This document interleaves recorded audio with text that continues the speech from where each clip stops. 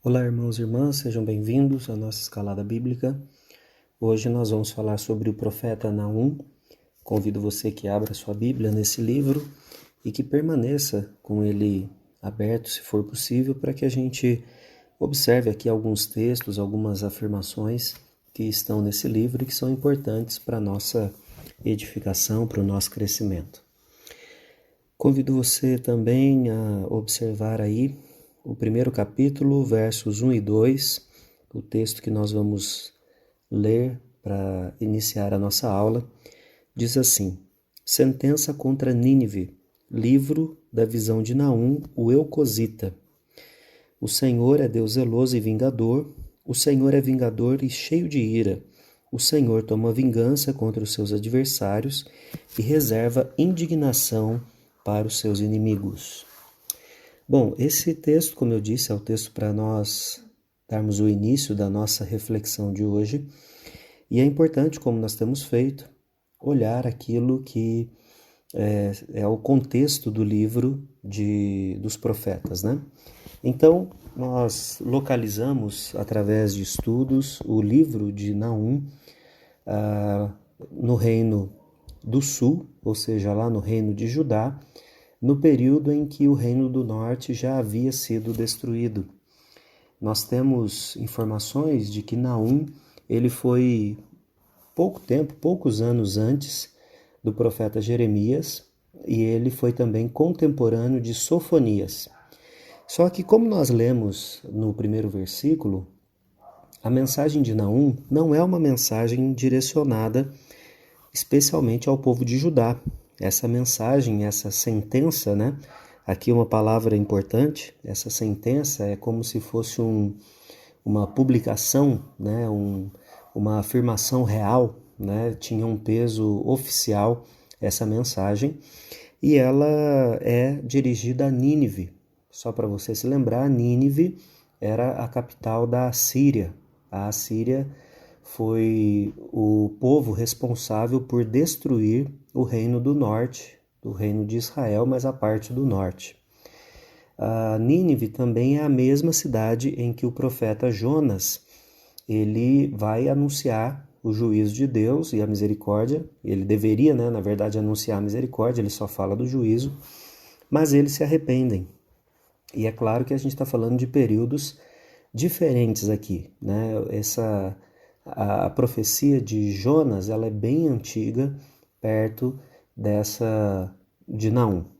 Então, basicamente, o que nós temos aqui sobre Naum é essa informação de que ele vivia nessa tribo, nessa cidade, nesse povoado de Elcos, né? Por isso ele era um eucosita. E essa é a única informação, na verdade, que nós temos a respeito dele. A respeito dessa região, desse povoado, ele provavelmente ficava onde foi a região de Cafarnaum, aquela que aparece muitas vezes no programa, no itinerário de Jesus. Jesus passava muito por Cafarnaum pregando ali.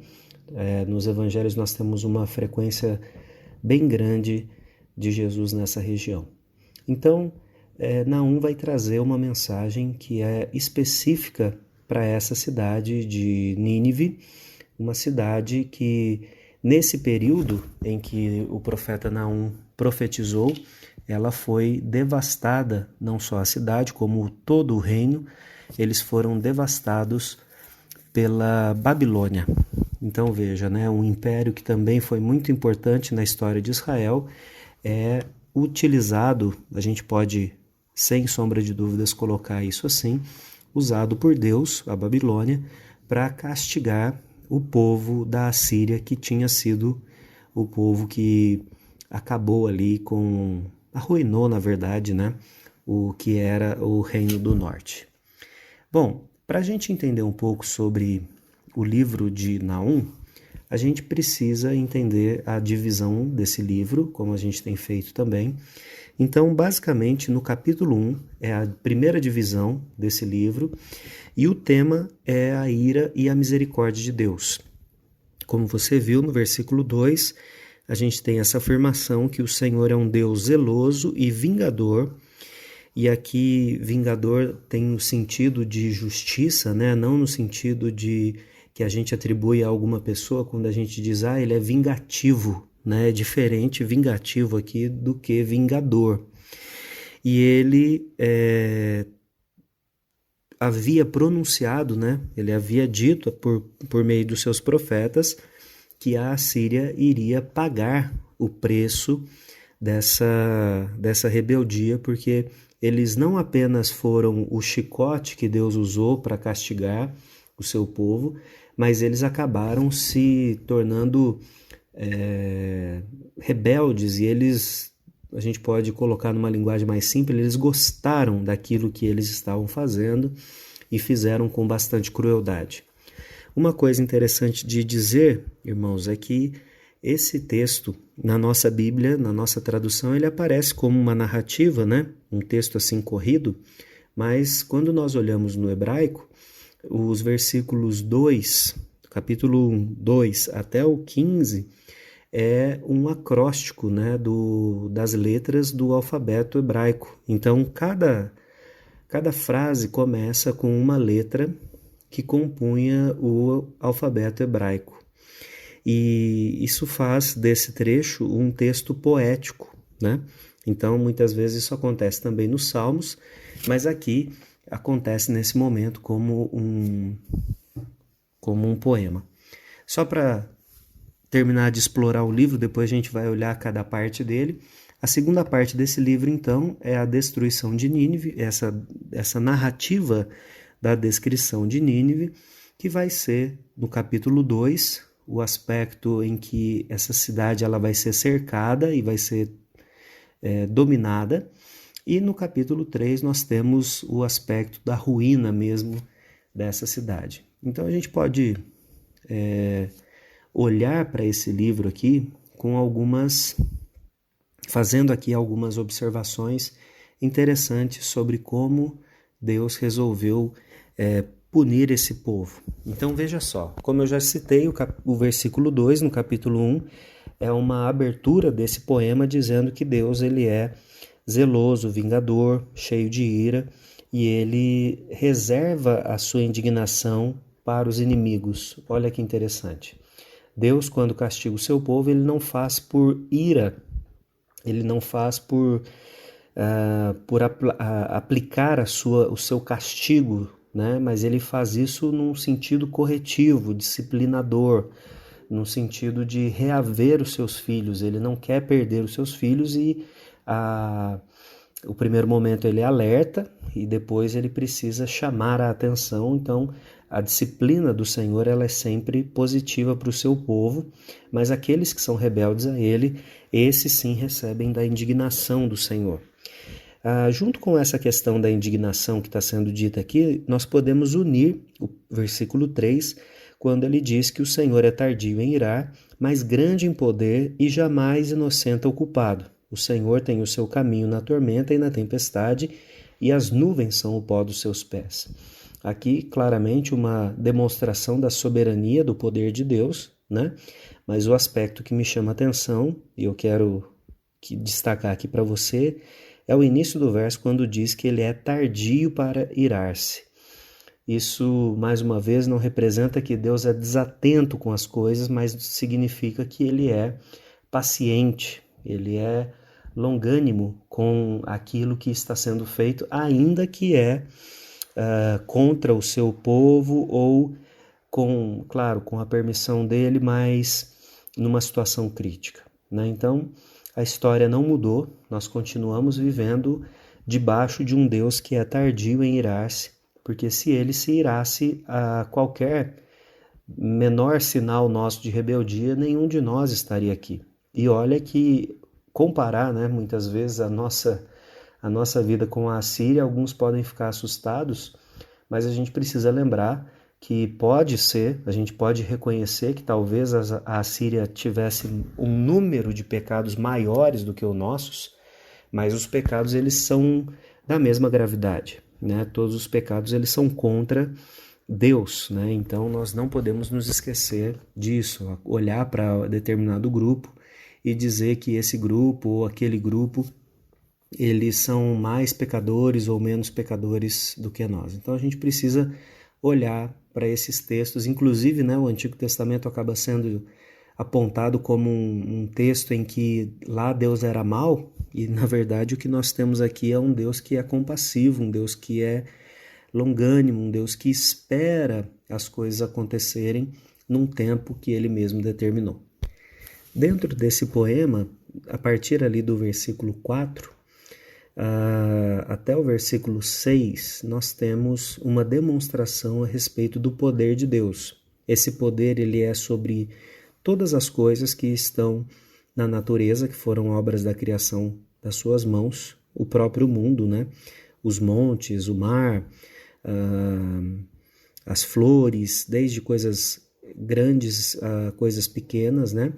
E aqui no versículo 6 nós temos uma pergunta para reflexão, onde ele diz assim: quem pode suportar a sua indignação? E é claro que a resposta é ninguém, né? E quem subsistirá diante do furor da sua ira? E a resposta é também ninguém. A sua cólera se derrama como fogo e as rochas são por ele demolidas. Eu gosto de olhar para esse versículo e destacar um aspecto, irmãos, que é o seguinte: houve uma pessoa que teve sobre as suas costas toda a indignação de Deus. E por mais que você possa pensar que você é essa pessoa, que a sua vida foi de muito sofrimento, eu lamento que a sua vida tenha sido assim, mas a verdade é que a única pessoa que existiu nesse mundo e que recebeu essa indignação sobre as costas foi o nosso Senhor Jesus Cristo. E mesmo o nosso Senhor Jesus Cristo foi consumido, a gente pode dizer, por essa indignação. Ele deu o seu sangue, a sua carne por nós. Então a cólera de Deus, a ira de Deus, hoje ela foi aplacada, ela foi dissolvida, ela foi resolvida porque Cristo tomou o nosso lugar. E o texto ele é muito enfático porque ele utiliza expressões, né, como indignação, furor, ira, e algumas traduções vão trazer, mais uma palavra que tem aqui é cólera, né? E outras traduções trazem raiva, mas eu acredito que a utilização dessas palavras aqui são mais fortes para mostrar para nós o que de fato estava acontecendo. E aí o versículo 7 e 8, eu vou pedir desculpa aqui para você, eu disse que o cântico iria até o versículo 15, mas não é, até o versículo 8. E nesse final aqui nós temos uma informação a respeito do caráter de Deus. Então, esse Deus que é tão poderoso, que é tudo isso, ele é também o Senhor que é bom, e ele é fortaleza no dia da angústia, ele conhece aqueles que se refugiam nele, e, por outro lado, ele é aquele que vai castigar os seus inimigos, tá? Então, ao mesmo tempo que o profeta mostra que Deus ele é rigoroso, ele mostra o porquê desse rigor. Então, se Deus é bom, ele não pode tolerar o mal. Se Deus é bom, ele não pode permitir que as coisas não caminhem na justiça. Se Deus é bom, ele precisa agir, claro, de acordo com a vontade dele, mas para cumprir aquilo que ele mesmo prometeu, aquilo que ele mesmo estabeleceu para nós. Seguindo o texto, ainda nesse capítulo 1, que é essa parte do cântico, essa parte, né, das coisas que Deus representa, ele vai fazer uma afirmação. Se você observar, ele começa a fazer perguntas e ele então no versículo 11 coloca o nome de fato de com quem é que ele está falando, e aí ele diz: de ti, Nínive, saiu um que maquina o mal contra o Senhor, um conselheiro vil. E aí, aqui nós temos uma referência a Senaqueribe, que foi quem determinou uma invasão em Judá. Se você lembrar, nessa época, o rei era Ezequias, aquele que recebeu do Senhor mais alguns anos de vida, e ele fez um terror, né, na verdade, contra o povo de Israel. Então aqui uma referência do passado para que não ficasse solto esse castigo, essa justiça de Deus, mas para que ela fosse de fato colocada dentro de um contexto, dentro de um contexto histórico, de um panorama histórico, para que não sobre dúvidas, né, de que Deus foi injusto. Pelo contrário, ele simplesmente está chamando esse povo para que compareçam diante dele. E aí nos versículos 14 e 15 é onde Deus de fato dá o seu veredito, é o final da linha, é o momento em que existe, a gente pode ilustrar aqui como a batida do martelo do juiz, a condenação foi dada. Então o capítulo 2 é o momento em que a Síria ela é tomada, né? A Sociedade Bíblica inclusive coloca o título O Cerco e a Tomada de Nínive, e aí nós temos uma descrição viva, né, de como isso acontece e de como isso é grave, a gente pode dizer assim, é tenso, né?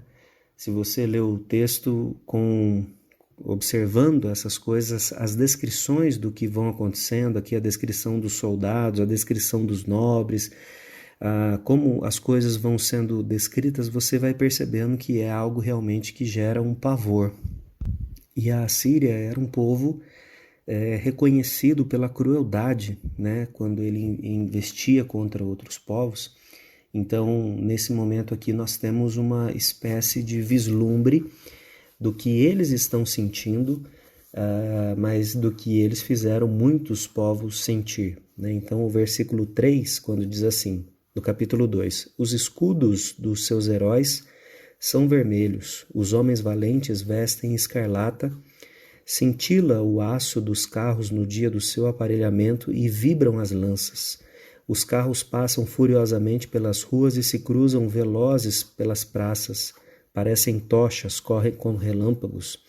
Os nobres são chamados, mas tropeçam em seu caminho, apressam-se para chegar ao muro e já encontram o testudo inimigo armado, né? Então aqui um detalhamento do ataque, né? Você vê como essas pessoas elas estão sendo surpreendidas por uma estrutura, por uma estratégia militar, né, dos seus inimigos, que os pega de surpresa, que não permite que eles vistam as armaduras, que não permite que eles se sintam seguros, né? Ainda que aqui a ideia, né, dessas armaduras aqui num tom vermelho, né, causasse tanto pânico em outras pessoas, agora ela era sinal de pânico para eles mesmos, né?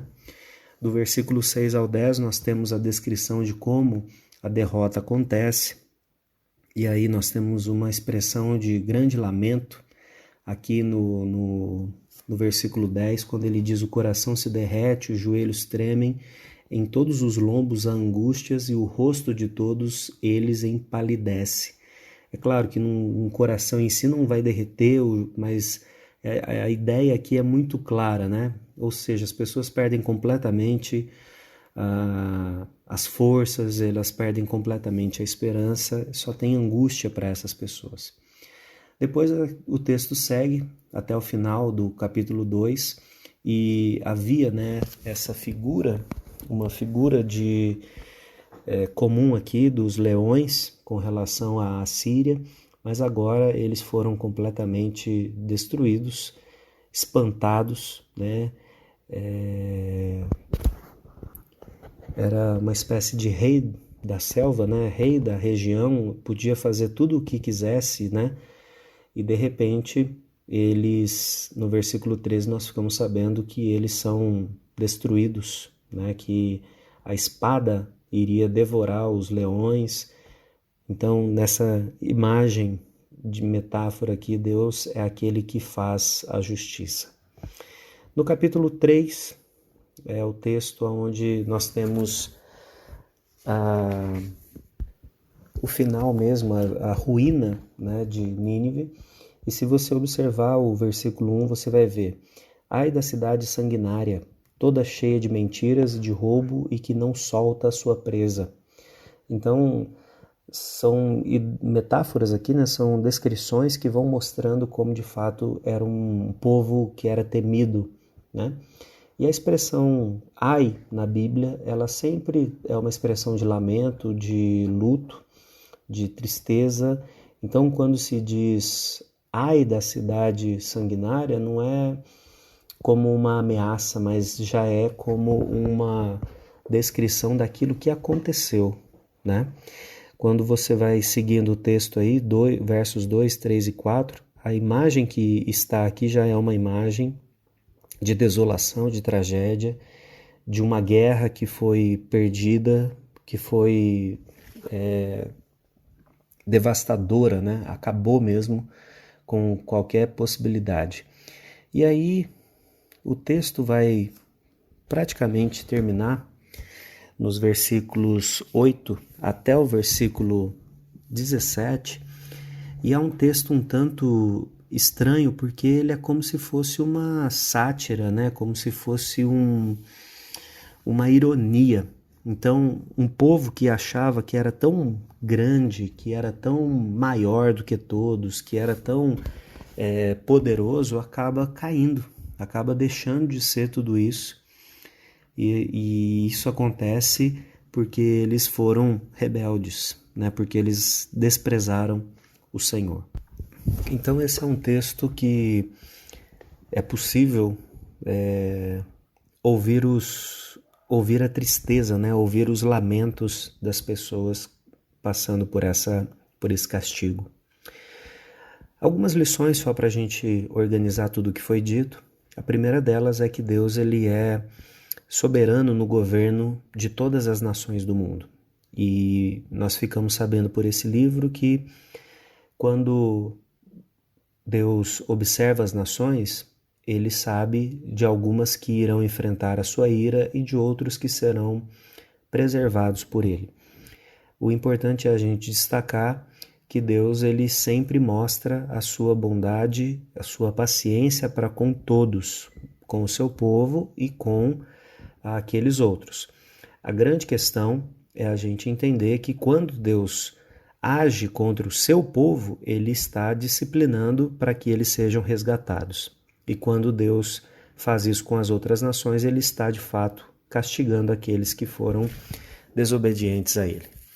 Uma outra coisa que a gente precisa entender é que o orgulho, né, dessa nação da Assíria, com o seu poder militar, com a sua influência política, com a sua violência nos seus exércitos, e que parecia, né, invencível, não é invencível para Deus. Então, quando a gente olha hoje para o mundo que nós estamos, ideologias, quando nós olhamos para governos, quando nós olhamos para alguns países que vão se armando, que vão se protegendo, que vão criando, né, um medo nas outras nações, a gente precisa lembrar que tudo isso não está passando longe dos olhos de Deus e Ele, no tempo certo, irá trazer a sua justiça. E uma outra reflexão que eu acho importante a gente fazer é que Jonas levou uma mensagem de castigo, né, e acabou sendo oportuno para que eles se arrependessem. E Naum vai trazer aqui uma mensagem de castigo unicamente. Então, nós temos nos dois livros, nesse contexto, a possibilidade de chegar a uma conclusão. Deus ele é paciente, Deus ele é bondoso, mas essa paciência de Deus, ela tem um tempo, ela é bem elástica, ela é bem flexível, mas ela tem um tempo. E quando esse tempo se encerra, não há recursos, né, na nossa sabedoria, na nossa força, que possam impedir a ação de Deus. Então é importante que a gente sempre se lembre e viva de uma forma que honre a Deus. É claro que a gente não vai fazer isso por medo do castigo de Deus, mas por entender que viver com Ele é o melhor para a nossa vida. Então que você possa ler novamente esse livro e eu espero que Deus abençoe a sua leitura. e o seu crescimento espiritual a partir daquilo que ele fez na vida de Naum. Que Deus te abençoe e um grande abraço.